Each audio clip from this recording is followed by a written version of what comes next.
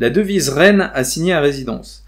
L'or est soumis à un grand nombre de facteurs d'instabilité, provoqués notamment par l'action de gouvernements puissants. Si vous avez remarqué ce qu'il s'est passé au cours des 20 dernières années dans les politiques gouvernementales vis-à-vis de l'or, personne n'en a vendu lorsque son cours s'est envolé à 800 $ l'once. Cela aurait été une bonne affaire et aurait eu un effet stabilisateur s'il l'avait fait. Mais les gens vendent l'or quand il descend très bas. Le gouvernement britannique vend de l'or maintenant qu'il semble avoir touché le fond, tout comme la Suisse. Cet élément, les gouvernements qui vendent lorsque son cours est bas ou ne vendent pas lorsqu'il est haut, le déstabilisent. Les gouvernements devraient acheter bas et vendre haut. Le facteur d'instabilité auquel Mundell fait référence fait partie intégrante de la stratégie globale de diabolisation de l'or menée à partir de 1980 par les banquiers internationaux. Leurs actions sur le cours de l'or obéissaient à une disposition technique rigoureuse, vraiment superbe, un plan de génie difficile à percevoir, capable sur une période de 20 ans de réussir à réprimer son cours. Une première dans l'histoire de l'humanité.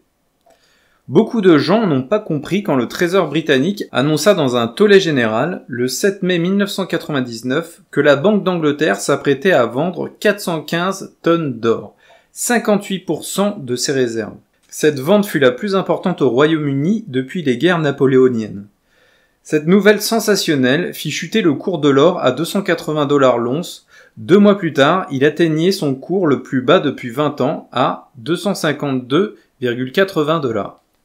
On ne peut que s'étonner de ce type de décision. Si l'intention était de faire fructifier ses réserves, la Banque d'Angleterre aurait pu vendre son or à 800 $ l'once en 1980, puis acheter des bons du Trésor US à 30 ans dont le taux de rendement, à l'époque, était de 13%. En procédant ainsi, le Royaume-Uni aurait gagné la bagatelle de 75 milliards de $. Mais la Banque d'Angleterre insista pour vendre en 1999 son or à son cours le plus bas de 280 $ l'once, puis acheta les bons du Trésor US à un taux de rendement inférieur à 5%. Il n'est pas étonnant que Mundell se perde en conjectures. La Banque d'Angleterre avait-elle oublié comment faire des affaires? Bien sûr que non. Depuis sa création, en 1694, elle a assisté à toutes sortes de tempêtes et domine encore les marchés financiers. On peut vraiment l'appeler l'ancêtre de l'industrie financière moderne. La Réserve fédérale n'est qu'une écolière face à elle et laisser entendre qu'elle ne comprend pas les affaires est tout simplement impensable. En fait, la Banque d'Angleterre viola les lois de base du commerce car elle avait peur. Elle n'avait pas peur que le cours de l'or continue de baisser et que cela conduise à la dépréciation de ses réserves. Au contraire, elle craignait que l'or augmente. Parce que l'or enregistré sur les comptes de la Banque d'Angleterre a disparu comme l'air et que l'or inscrit sur les comptes à créditer ne pourra jamais être payé. Le banquier suisse Ferdinand Lipps a dit autrefois que si les Anglais se rendaient compte que leur banque centrale traitait avec autant de légèreté la richesse qu'ils ont accumulée depuis des centaines d'années, des têtes passeraient sur le billot. En fait, plus précisément, si le monde était au courant de la façon dont les banques centrales manipulent le cours de l'or, le plus grand crime financier de l'histoire serait enfin révélé. Où est passé concrètement l'or de la Banque d'Angleterre?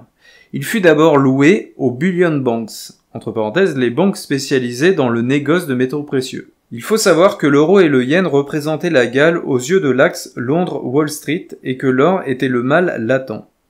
Avec le retour de l'or, tous les systèmes de monnaie fiduciaire rendraient les armes. Bien que l'or ne soit plus la monnaie mondiale, il constitue toujours le plus grand obstacle au pillage des richesses des peuples par les banquiers internationaux à travers l'inflation. Et bien qu'il soit silencieusement mis à l'écart du système monétaire et placé en résidence surveillée, son statut historique et sa symbolique de prospérité exercent toujours un attrait considérable. À la moindre agitation dans le monde, les gens se ruent automatiquement sur l'or pour y trouver un refuge solide. Même les banquiers, qui trompent l'opinion publique, ne croient pas vraiment qu'ils arriveront un jour à détrôner cette devise reine.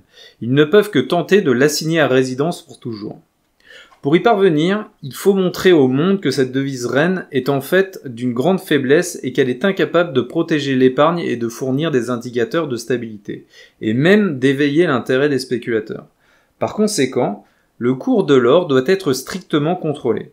Toutefois, les banquiers internationaux reçurent une bonne leçon en 1968 avec le fiasco du pool de l'or. Cette expérience fut suffisamment amère pour qu'ils ne rééditent pas l'erreur d'utiliser leurs réserves d'or pour faire face à l'énorme demande du marché. En 1980, La mise en place de taux d'intérêt de 20% réprima temporairement le cours de l'or et, une fois la confiance revenue dans le dollar, ils commencèrent à utiliser de nouvelles armes, les instruments financiers dérivés. Selon l'art de la guerre de Sun Tzu, il vaut mieux conquérir les cœurs que capturer une ville. Les banquiers comprenaient bien cela. Que ce soit l'or, le dollar, les actions, les obligations ou l'immobilier, le stade suprême de ce jeu est la confiance. Et les instruments dérivés sont des armes de destruction massive de la confiance. Après avoir réussi à faire exploser la bombe nucléaire des produits financiers dérivés pendant le crash boursier de 1987, cet ADM fut de nouveau utilisé sur le marché financier de Tokyo en 1990 et sa létalité rendit les banquiers internationaux fous de joie. Malheureusement pour eux, une bombe nucléaire a un impact intense mais de courte durée.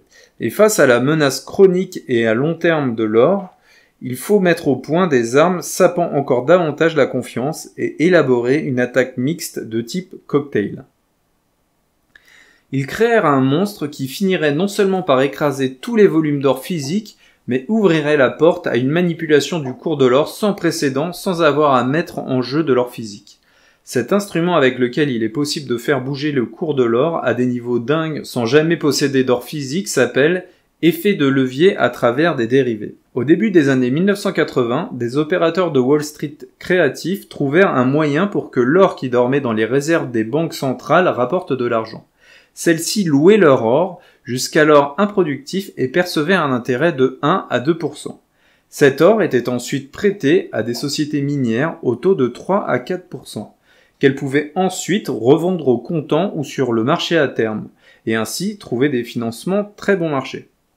Il faut bien comprendre que dans ces opérations, aucun or physique n'est échangé, seulement des titres de propriété, c'est-à-dire de l'or virtuel. Tout le monde y gagnait. Les banques centrales percevaient un revenu constant, les sociétés minières pouvaient se financer à bon compte et les banquiers d'investissement spécialisés dans les transactions sur métaux précieux, les bullion bankers, touchaient de grosses commissions aux deux bouts de l'opération.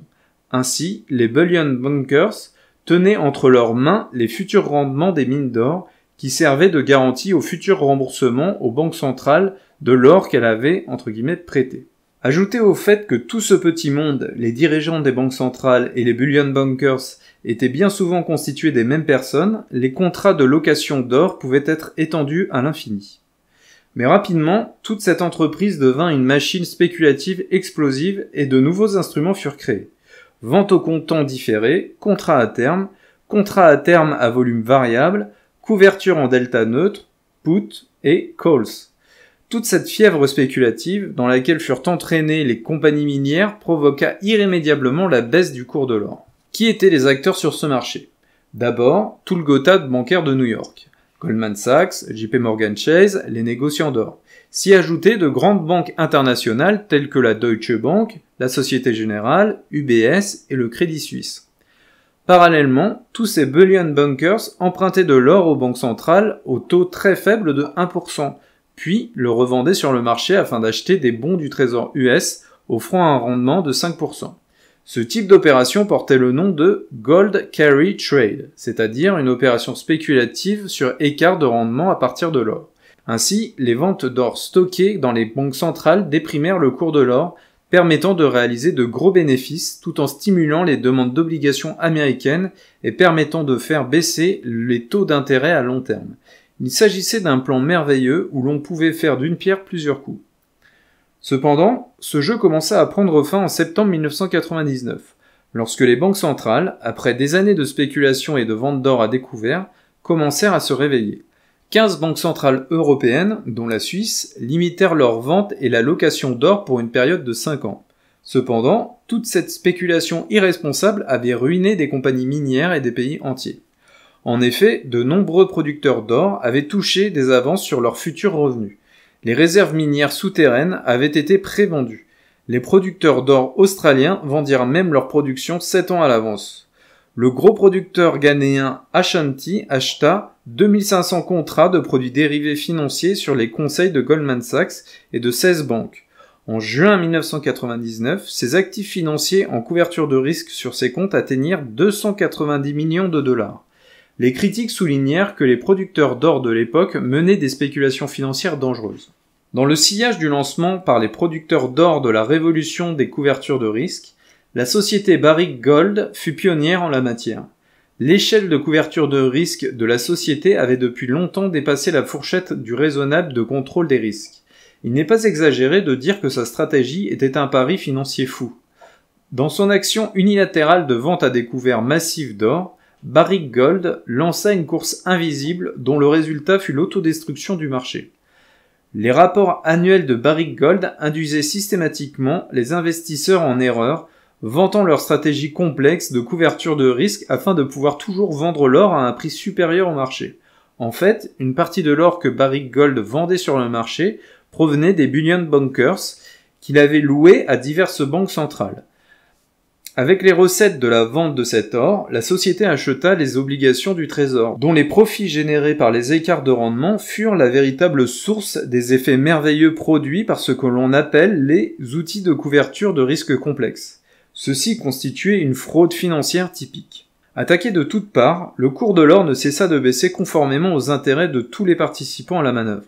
Sachant que les producteurs d'or avaient verrouillé le prix de l'or lorsqu'il baissa, les divers actifs comptables utilisés dans les ventes d'or à découvert s'apprécièrent. Ainsi, les producteurs d'or devinrent malgré eux les complices de la baisse de l'or. Bill Murphy, le président du GATA, la commission d'action antitrust sur l'or, a dévoilé l'existence d'un cartel de l'or dont l'objectif est d'étouffer le cours de l'or. En faisaient partie le gouvernement des États-Unis, dont le Trésor et la Fed, diverses autres banques centrales, notamment la Banque d'Angleterre, emmenée par la Banque des règlements internationaux, et des bullion bankers, JP Morgan Chase, Goldman Sachs, Deutsche Bank et Citibank. La motivation de cette cabale était de soutenir le dollar et de maintenir le taux d'intérêt au plus bas. Pour faire baisser l'or, les bullion banks vendaient à découvert de l'or en quantité massive, tandis que les banques centrales alimentaient de façon clandestine le marché en or physique. En juillet 1998, devant la commission bancaire de la Chambre des représentants, Greenspan déclara que « les contreparties privées ne peuvent pas non plus restreindre l'offre d'or, une autre matière première dont les dérivés sont souvent échangés de gré à gré, où les banques centrales sont prêtes à louer leur or en quantité croissante si son cours devait monter. » Autrement dit, Greenspan reconnaissait publiquement qu'en cas de nécessité, le cours de l'or était sous le contrôle complet des banques centrales. En mars 1999, la guerre du Kosovo était déclenchée, introduisant de subtils changements. L'attaque aérienne de l'OTAN ne produisit pas l'effet prévu. Le cours de l'or, soutenu par un pouvoir d'achat important, entama une hausse explosive. Dès que son cours ne fut plus contrôlé, les bullion bankers durent le racheter sur le marché à un cours très élevé pour le rendre aux banques centrales. Si cette marchandise venait à se raréfier, que les mineurs, extracteurs et producteurs fassent faillite ou qu'il n'y ait pas assez de réserves souterraines, les banquiers internationaux subiraient de lourdes pertes et les comptes de réserves d'or des banques centrales accuseraient d'énormes déficits. Et, si les gens apprenaient la vérité, des têtes commenceraient à tomber. En pleine panique, la Banque d'Angleterre finit par se précipiter sur la ligne de front le 7 mai 1999. Si son action pouvait suffire à faire reculer les acheteurs, le cours de l'or baisserait naturellement à la satisfaction de tous et l'on vendrait les créances douteuses liées à l'or à l'insu du public. C'est la raison pour laquelle, lorsque les banques centrales vendent de l'or, les gens ne savent jamais qui est l'acheteur. Bien que la guerre du Kosovo prit fin le 10 juin 1999, les banquiers qui avaient eu des sueurs froides pensaient que ce jeu était allé trop loin. Si l'on ajoute à cela que les investisseurs sur le marché international de l'or réclamaient que les banques centrales qui manipulaient le cours de l'or soient poursuivies en justice, on comprend que les politiciens de plusieurs pays se sont mis à examiner cette affaire de près. Les gros ennuis semblaient imminents. En septembre 1999, 15 banques centrales européennes conclurent l'accord de Washington, acceptant de restreindre pendant 5 ans leur vente et leur location d'or. La nouvelle se répandit et les taux d'intérêt sur les prêts de l'or passèrent de 1 à 9% en quelques heures. Les producteurs d'or qui effectuaient des ventes à découvert ainsi que les instruments financiers dérivés des spéculateurs enregistrèrent de lourdes pertes. L'année 1999 fut un tournant stratégique important dans la bataille de l'or, comme la bataille de Stalingrad lors de la Seconde Guerre mondiale. À partir de là, les tentatives de réprimer le cours de l'or n'obtinrent plus de succès décisif. Le système de la monnaie fiduciaire, avec le dollar à sa tête, battait en retraite face à la puissante attaque de l'or jusqu'à l'effondrement final prévisible. À l'extérieur du principal champ de bataille de contrôle du cours de l'or, les banquiers internationaux ouvrirent un deuxième front, une guerre entre l'opinion publique et les milieux scientifiques. Les banquiers internationaux obtinrent une grande victoire en lavant systématiquement le cerveau des milieux économiques. Lorsque de nombreux économistes contemporains demandèrent, perplexes, quelle était l'utilité de l'or, les banquiers internationaux durent se sentir soulagés, tout semblait revenir sous leur contrôle. Les gens demanderont naturellement, quel est le problème avec la monnaie fiduciaire? Ne vivons-nous pas dans un système de monnaie fiduciaire depuis plus de 30 ans? L'économie ne se développe-t-elle pas comme d'habitude? John Exter, ancien vice-président de la Banque de réserve fédérale de New York et de la Citibank, répondit ainsi. Dans un tel système, aucun pays n'aurait jamais à en payer un autre avec une monnaie ayant une bonne valeur de réserve. Il ne voit aucun besoin de discipline de convertibilité. Nous sommes censés payer notre pétrole avec des dollars papier, peu importe combien nous en imprimons. Ils ignorent le souhait des gens à avoir une monnaie dotée d'une bonne valeur de réserve comme l'or. En fait, ils refusent de dire que l'or est une monnaie et ils affirment arbitrairement que c'est une marchandise ordinaire comme le plomb ou le zinc qui ne joue aucun rôle dans le système monétaire. Ils ont même suggéré que ce n'est pas l'affaire du Trésor d'en détenir et qu'ils devraient le vendre progressivement sur le marché. S'étant ainsi débarrassés de l'or, ils ont ensuite arbitrairement défini la valeur de la monnaie papier. Keynes et Friedman ont toujours été sur la même ligne que John Exter. Ils ont choisi d'ignorer la convertibilité entre l'or et les billets, croyant pouvoir tromper les lois de la nature, créer de la richesse à partir de rien, éliminer la conjoncture, assurer le plein emploi et une prospérité éternelle. Certains économistes formulent des prescriptions pour orienter les tendances politiques, mais sans parier tout leur argent sur le marché. Des hommes d'influence tels que John Law, qui en savent beaucoup sur l'économie, ont déterminé capricieusement les politiques de la monnaie, des finances, de l'impôt, du commerce, des prix et des revenus en nous assurant que c'était pour notre bien. De cette façon, ils ont réajusté les paramètres de notre économie. La plupart des économistes de nos jours sont des disciples de Keynes, y compris les lauréats des prix Nobel, tels que le célèbre auteur Paul Samuelson. Son matériel pédagogique est rempli de formules mathématiques et d'une grande variété de graphiques multicolores.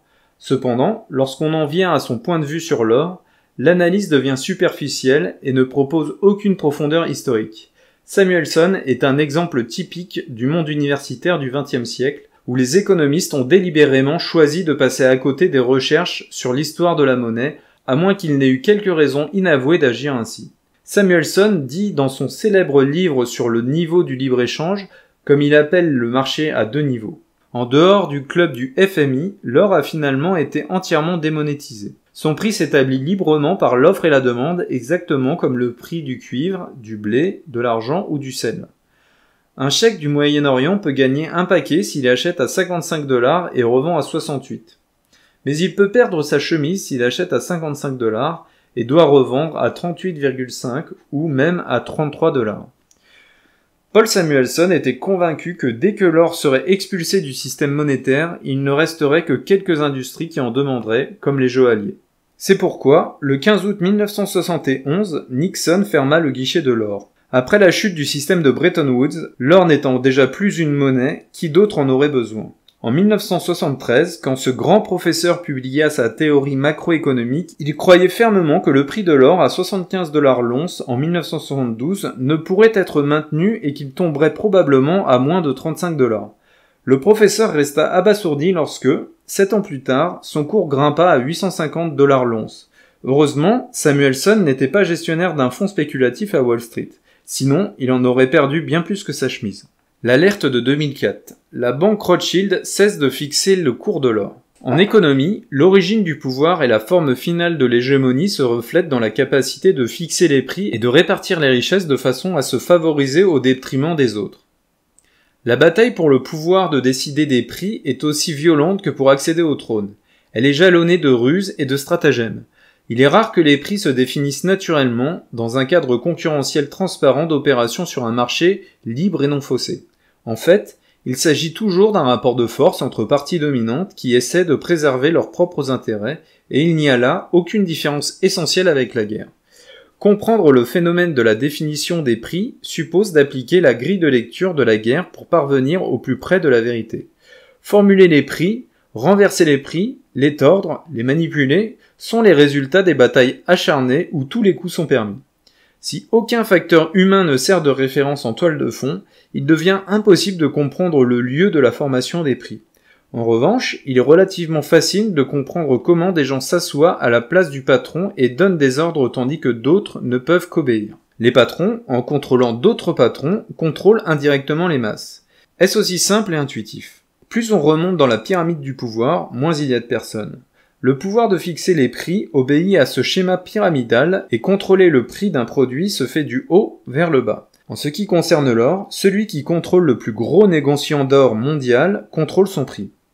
Les Rothschild ont conquis le pouvoir de contrôler le prix de l'or depuis l'époque des guerres napoléoniennes. Plus tard, le 12 septembre 1919, le système de contrôle du prix de l'or a été perfectionné.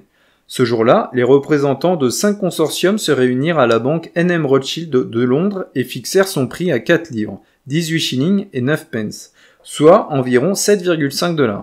Bien que depuis 1968, son prix fût désormais libellé en dollars, le mode de fonctionnement général ne changea pas.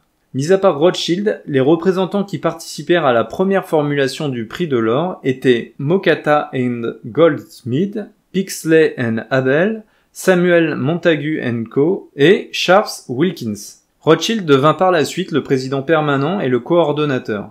Depuis 1919, les 5 représentants se réunissaient 2 fois par jour pour discuter des cours d'ouverture et de clôture de l'or physique. Le président suggérait un prix d'ouverture qui était immédiatement transmis à la salle des marchés, puis le président demandait ensuite qui voulait acheter telle quantité d'or, et selon l'accord final des 2 parties, le président déclarait que le prix avait été finalisé. C'était le London Good Fix. Ce système a fonctionné jusqu'en 2004. Le 14 avril 2004, Rothschild annonçait soudainement qu'il se retirait du système de fixation du prix de l'or. Cette nouvelle étonnante plongea les investisseurs du monde entier dans la perplexité. Voici l'explication que donna David Rothschild. Le revenu que nous tirons du marché des matières premières à Londres a chuté en pourcentage de nos revenus totaux de chacune des 5 années écoulées. Nous avons conclu que ce n'est plus un domaine central d'activité et avons, en conséquence, décidé de nous retirer de ce marché. Le Financial Times déclara haut et fort à sa une le 16 avril. Cette relique barbare, ainsi que l'appelait Keynes, tombe en poussière. Alors même que la vénérable N.M. Rothschild a quitté le marché de l'or et que la Banque de France repense ses réserves métalliques, la fin de l'or en tant qu'investissement est de plus en plus proche. Comme par coïncidence, le groupe AIG annonça le 1er juin qu'il allait se retirer de la fixation du prix de l'argent, se rétrogradant lui-même au rang de commerçant ordinaire. Ces 2 affaires parurent étranges vues de l'extérieur. Serait-il possible que Rothschild considère l'or comme étant peu important? Dans ce cas, pourquoi ne pas s'être retiré au moment où le cours de l'or était à son plus bas, en 1999, au lieu de partir au moment où l'or et l'argent étaient au mieux de leur forme? Une interprétation de ce retrait est l'anticipation par la banque N.M. Rothschild que les prix de l'or et de l'argent allaient inévitablement échapper à tout contrôle, ce qui dévoilerait mécaniquement l'existence d'un complot pour contrôler le cours de l'or et désignerait les manipulateurs comme les ennemis du monde.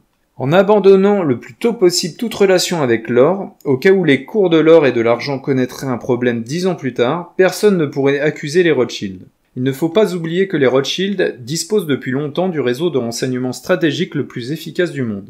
Leurs informations restent hors de portée des gens ordinaires. La prévoyance, le monopole des ressources financières ainsi que la capacité de collecter des données de manière performante et de les analyser leur ont permis de tenir entre leurs mains le sort du monde entier pendant presque 200 ans. Annoncer soudainement qu'ils allaient se retirer de leur cœur de métier, qu'ils avaient exploité pendant plus de 200 ans, était un événement pour le moins singulier. Le talon d'Achille économique de la bulle du dollar.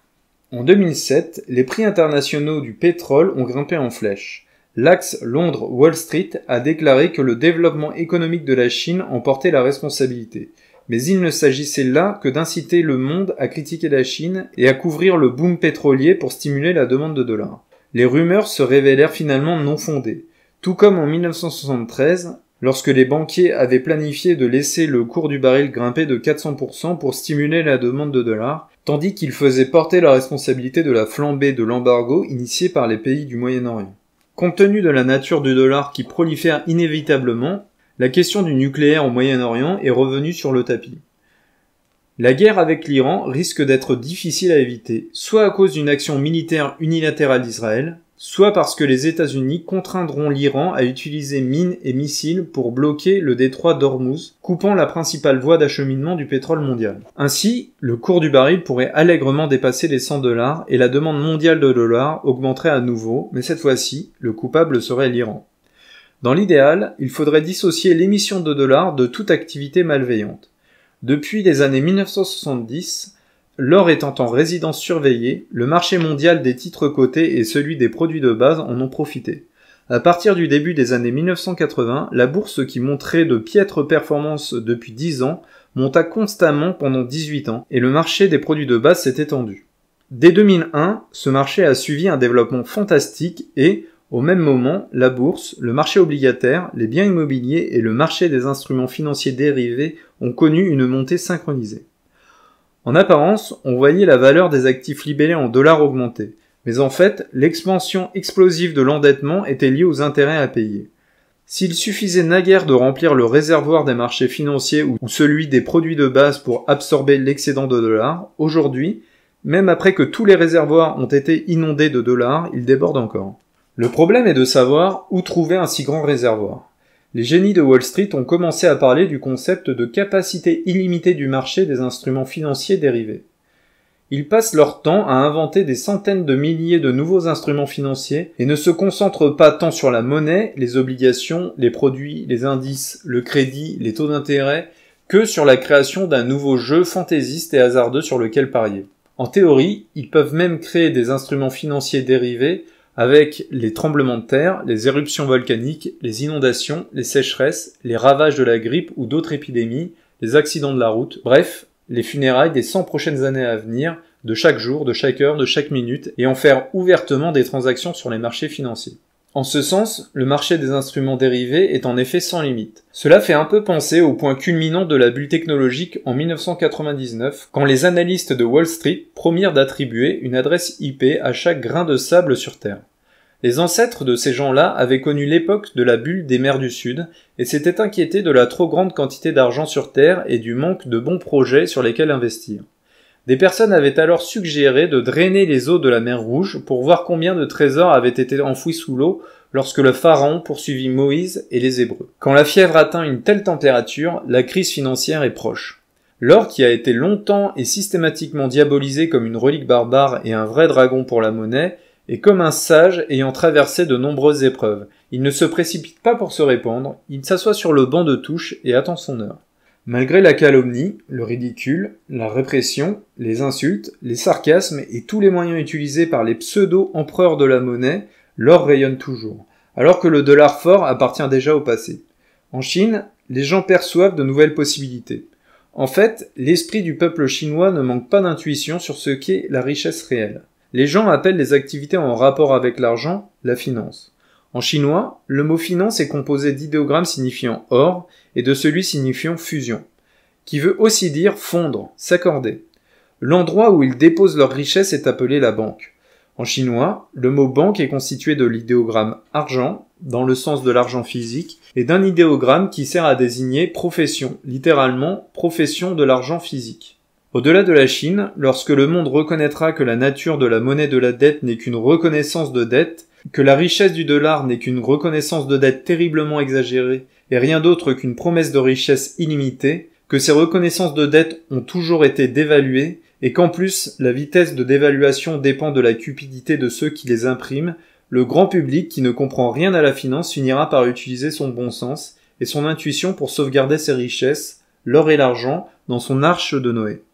Les banquiers internationaux armés jusqu'aux dents avec leurs instruments financiers dérivés finiront par rencontrer l'océan de la guerre du peuple. Le prix tenace de l'or, qui continuera de grimper, poussera impitoyablement à la hausse les taux d'intérêt de la dette à long terme. Sachant que les banquiers internationaux vendent à tout vent sur les marchés financiers des dizaines de milliers de milliards de contrats de couverture sur taux d'intérêt pour s'assurer que les taux d'intérêt à long terme n'augmenteront pas, une fois que les intérêts de la dette à long terme seront dans une situation où ils auront montré que leurs prix ont été imposés par celui de l'or, les banquiers internationaux seront exposés à des risques extrêmes créés par leur propre cupidité. Les premiers à être touchés par l'augmentation de l'or seront les leaders sur les marchés des instruments dérivés, les Interest Rate Swaps. Cette immense bulle de 74 000 milliards de dollars D'après les données des banques commerciales américaines, les GSE, qui détiennent seulement 3,5% de fonds propres, seront dans une situation critique. Le cours de l'or montera subitement et violemment, les fluctuations des taux d'intérêt sur la dette seront anormalement sévères et concentrées, la ligne de défense de couverture sur les taux d'intérêt des GSE sera faible et les premières à être dépassées. Les obligations à court terme des GSE, entre parenthèses 4 000 milliards de dollars, perdront leur liquidité en quelques jours.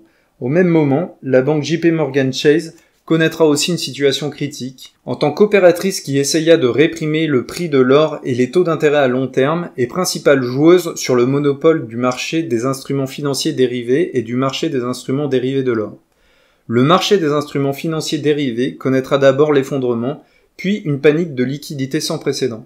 Lorsque les investisseurs terrifiés essaieront ensemble de se débarrasser de leurs contrats de couverture, tous ces instruments dérivés en forte croissance, adossés aux devises, aux obligations, aux matières premières ou aux actions, seront soumis à un électrochoc et les marchés financiers feront éclater une panique de liquidité de plus grande ampleur. Afin de sauver de la ruine un marché financier désespéré, la Fed, comme le fleuve jaune qui déborde, accroîtra l'émission de dollars pour les victimes de l'inondation, et lorsque des dizaines de milliers de milliards de dollars se précipiteront dans le système financier, tel un tsunami, l'économie mondiale tombera en pleine confusion. 30 ans après le complot des banquiers internationaux pour abolir l'étalon or, les États-Unis avaient placé 80% de leur économie à découvert. Jusqu'à aujourd'hui, ils doivent tous les jours continuer à aspirer 2 milliards de l'épargne des concitoyens du monde pour que cette machine économique au mouvement perpétuel continue de fonctionner. La dette américaine et ses taux d'intérêt ont déjà dépassé de loin la capacité de croissance de l'économie mondiale. Lorsque l'excédent d'épargne de tous les pays sera aspiré, ce sera l'effondrement du système financier mondial. La question n'est pas de savoir si ce jour de basculement catastrophique arrivera, mais plutôt quand et comment. La bulle du dollar semble géante en apparence, mais son point d'acupuncture mortel est la confiance. Et l'or est le point percé de cette confiance.